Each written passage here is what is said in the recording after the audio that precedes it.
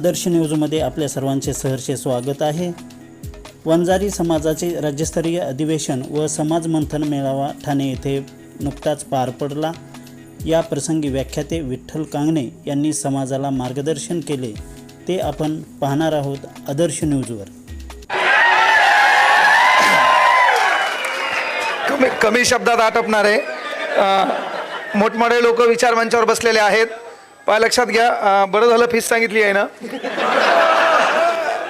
पण मी आवर्जून सांगतो बाबा, जी काही फीस 1 लाख असेल, 50 असेल, 60,000 असेल, ते माझ्या वैयक्तिक सुखासाठी, माझ्या घरासाठी, पोरीच्या भविष्यासाठी वापरत नाही, तर ज्या लेकरांना मायबाप नाही, आवाज येई नका बरं, मी कानात येऊन बोलतो, ताण घेऊ नका। तर मला जे काही फीस सांगितली धनराज भाऊनी बाबा 1 लाख घेणार आहेत, तर यावरून सांगालो ते 1 लाख रुपये मी माझ्या स्वतःच्या घरासाठी, स्वतःच्या भविष्यासाठी, मुलीच्या भौतिक सुखासाठी न खर्च करता ज्या लेकरांना मायबाप नाही त्यांच्या शिक्षणासाठी खर्च करत असतो, म्हणून ती फीस घेत असतो। आणि इथून पुढे समाजाचा कुठलाच कार्यक्रम नाही, कुठलाही कार्यक्रम असेल मग सत्कार करा नका करू, एक आवाज द्या, वाघ तिथं मैदानात उभा असेल, हा शब्द इथून द्यायलो। विचार मंचावर सर्व सन्मान्य मान्यवर आहेत, पण चर्चा खुर्च्या आणि मोर्चा, चर्चा खुर्च्या आणि मोर्चा यांच्या भोवतालचं राजकारण न करता ज्या माणसाने आयुष्यभर समाजकारण केलं ते स्वर्गीय गोपीनाथरावजी मुंडे यांच्या चरणी प्रथमतः अभिवादन करतो। पहा, विनंती एकच आहे की आपल्या लेकराला एक शिकवा, समाज या नात्यानं आपण एकत्र आलो, सर्व काही बरोबर आहे, पण समाज या नात्यानं आपण समाजाच्या कामा पडतो का, हा प्रश्न पहिले स्वतःला विचारा। आज आपण इथं आलोत, इथं आल्यावर पहा, माझं म्हणणं एकच आहे, गाड्या घोड्या मोठमोठे लोक आले त्यांनाच फक्त नमस्कार चमत्कार करू नका।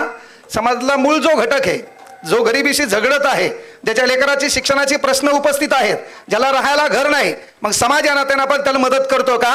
आपल्या दुडीमध्ये भाकर आहे, आपल्या ताटात भाकर आहे, पण एक व्यवस्था आहे, ज्याच्या ताटात बी भाकर नाही, दुडीत बी भाकर नाही, तर आपल्या दुडीतली भाकर वाळण्या अगोदर त्या ताटात पडत असेल तर मग आपल्याला म्हणता येईल आपण भगवान बाबाच्या विचाराचे वारसदार आहोत।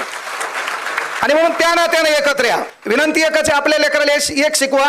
मी जास्त इथे काही मोटिवेशन द्यायला आलो नाही, फक्त एक सांगा आपल्या लेकराला की बाबा समाज टार्गेट केला जातो, त्याच्यानंतर बीडी जिल्हा गाजला गेला, पण एवढं होत असताना ओबीसी चळवळ गाजल्या गेली, त्याच्यातही समाज टार्गेट झाला, पण त्याला काही लय मोठा ताण घ्यायचा नाही, है ना। फितुराच्या खांद्यावर बसून वाघाची शिकार करता येत नसते, फितुराच्या खांद्यावर बसून वाघाची शिकार करता येत नसते, त्यासाठी खांदा निष्ठावंत आणि शिकारी जातीवंत लागतो। आहिऱ्या गैऱ्याचं काम नसते, फक्त रक्त आपलं गरम आहे ते कुठं वापरायचं हे शिका जरा, नाही तर रक्त गरम म्हणलं उठसूट मारामाऱ्या करायचं नाही, काही कार्यक्रम दिमाखानं करायचे। बाबासाहेब आंबेडकरांनी दिमाखानी सर्व नीट केलं का नाही, तसं आपलंही काम आहे बा, शिका, मोठे व्हा, आणि पदावरून मोठे झाल्यावर समाजाला विसरू नका। लेकराला एक शिकवा, बाळा कुठलंही स्टेज असेल तर त्या स्टेजवर बसायला पहिल्यांदा सत्ता लागते। भारतातलं कुठलंही स्टेज असेल तर त्या स्टेजवर बसायला पहिल्यांदा सत्ता लागते। आपल्या प्रत्येकाच्या नशिबात सत्ता येणार नाही, शेवटी आता धनुभाऊन हात डोक्यावर ठेवला तर धनराज भाऊ आहेत, है ना। प्रत्येकाच्या नशिबात, बाकीच्या आता आपले तर वांधे एवढे बेकार आहेत की आपलेच लोक आपल्याला टार्गेट करतात। एखादं जरी म्हणला तर यावर्षी पाहतो नगरपालिकेत बाजूच त्याला डायलॉग खानते, हा तू, हे आपले एकमेकाचे पाय वाढल्यामुळे तर वांधे व्हायलेत ना। तर बाबा सर्वात महत्त्वाची गोष्ट, विचारमंच कुठला असो, एक मुलगा म्हणून तुम्हाला सांगालो की कुठल्याही विचारमंचावर बसण्यासाठी किंवा विचारमंचावर आपल्याला बोलावलं लागत असेल तर पहिल्यांदा सत्ता लागते।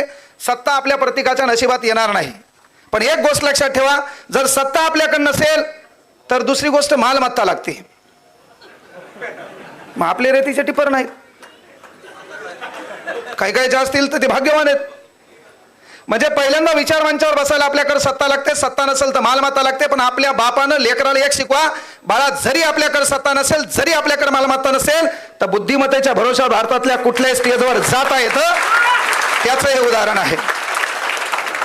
सर्वांना या ठिकाणी आपण एकत्र आलात, पुढील काळात धनराज भाऊला विनंती आहे की बाबा तुमचे भरपूर आभार आहेत, कारण आज समाज एकत्र येत नाही, कारण एक मन आहे, हुशार लोक एकत्र येत नाहीत, आणि आपले घराघरात हुशार आहेत,